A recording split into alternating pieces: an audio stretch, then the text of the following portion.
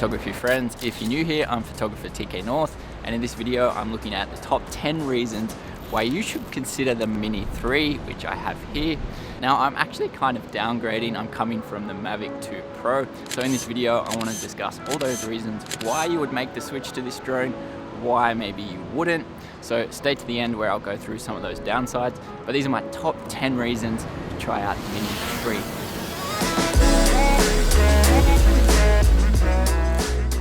So obviously one of the first points is the size and weight of Mini 3 Pro.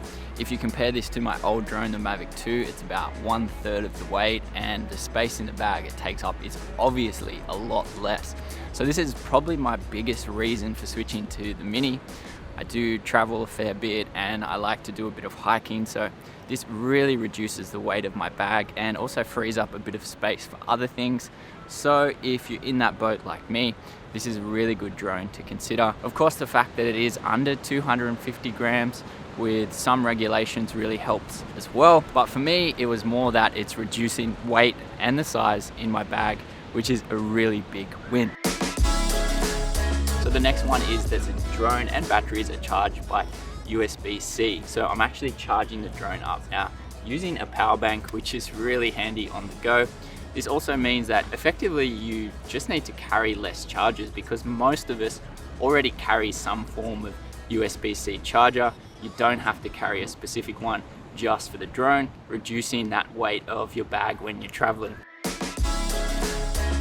So the next point is having the ability to shoot in vertical mode. So this is a very obvious plus for this drone.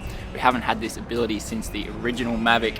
Now I never had the original Mavic, so this is my first time using a feature like this, and being able to just flip the camera into vertical mode is so convenient. It's so handy for both photo and video, so I'm already loving this feature. So I used to stitch a lot of photos, shoot vertical panoramas on the Mavic 2, so this just saves a lot of time and hassle and is again an obvious big win for Mini 3. Next one is actually having a smart controller. Now, I never picked one of these up for my Mavic 2 Pro because they were pretty expensive, but this one is pretty accessible. It's not too expensive with the Mini 3, and it's just so convenient not having to connect your phone. Just being able to switch it on and fly is so handy. I'm really loving it already. If you're like me and make YouTube videos, it's really handy that you can also screen record from this straight to a card, which I haven't put in today, but again, big plus for the Mini 3. Alright, the next one, I have basically two things together which I've grouped under viewing angle. So the thing about this drone, and I've seen this I think in some other videos and from my experience so far, you'd never get the propellers in your shot regardless of which direction you're flying, the wind and all those. So it is really handy. Sometimes with the Mavic 2 Pro, I get some of the light in the propellers and it was just annoying to have to try and fix in post, or sometimes I couldn't fix it. So this is a big win with the Mavic Mini. And also you can tilt up. So there's this space above where the camera is. So even when you're flying flat out straight ahead, you can actually tilt up to like 30 degrees up. So this will be really handy in some specific situations where you just couldn't tilt up on other drones. So again, another plus. So the next one is being able to shoot 4K up to 60 frames per second, which is really nice to have. Some of the other drones you can't do this, and you can also shoot in slow-mo, but it's only 1080. So up to 60 frames per second is what I'll be using because you can still shoot 4K, but this is a really nice feature of this drone as well.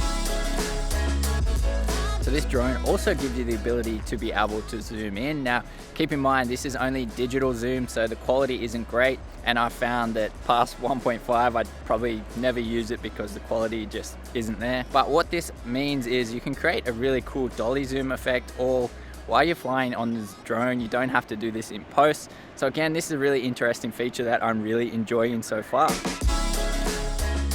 So the next one for me is the actual flight time. Now you do get about 30 minutes out of the standard batteries that come with this drone, but for such a small and lightweight drone, 30 minutes is actually pretty impressive to me. And you can actually get larger batteries that go up to kind of over 40 minutes if you want.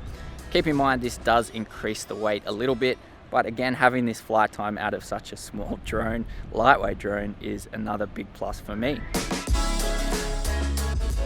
So I believe some of the other minis, they have left out the ability to use some of these quick shot modes, time lapses and other things that are really handy to use. So they've pretty much put all of these in Mini 3. So this is really handy. You can use all your quick shots, time lapse, all these other features. Some of these shots can be pretty complicated to do if you're doing them yourself, but you can basically do it with the click of a button. So again, really handy that these are included in this drone.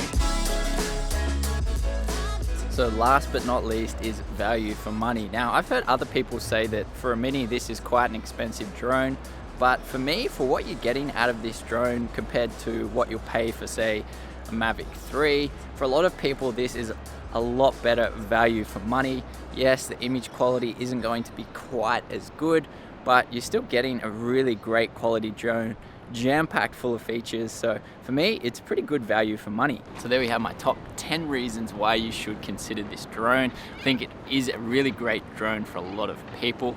Some of the downsides for me, overall coming from Mavic 2 Pro, yes, the image quality and the video quality just isn't quite as good. It's a smaller sensor, so you're gonna expect that. But for most people, I think the quality is more than good enough.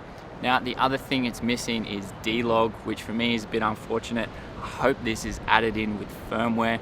There is a couple of other downsides. It's not as good in really windy conditions, but it's actually performed pretty well for me. And I've seen in other videos, it's kind of withheld some really strong winds. So there's not too many downsides for me. As I play around with this drone a bit more, I might find out some more. But for now, thanks for watching. Remember, keep creating, keep growing, my friends. I'll catch you in the next one. Bye for now.